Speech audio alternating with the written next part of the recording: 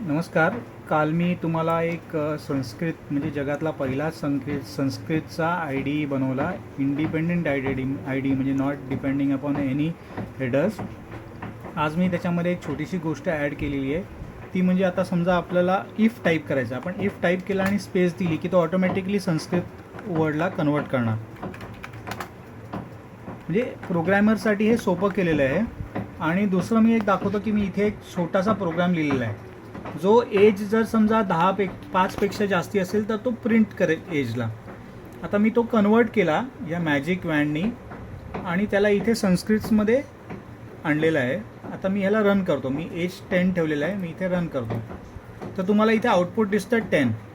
आता suppose I change this to 2, तर त्याला आपण पुढे काही प्रोग्राम लिहिलेलाच नाही आहे, त्यामुळे तो it shows program finished with no output. आता मी ह्याला 2ला इकडनं काढून मी समजा इथे 10 टाकला.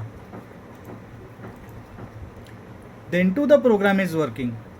म्हणजे ही एक इतकी छोटी गोष्ट आहे, पण एक प्रोग्रॅमर याचं महत्त्व समजू शकेल की त्याला सिंटॅक्सिंग म्हणजे this if Sanskrit language is used for computer programming, the programming can be done in a much better and a human way rather than focusing on the syntax.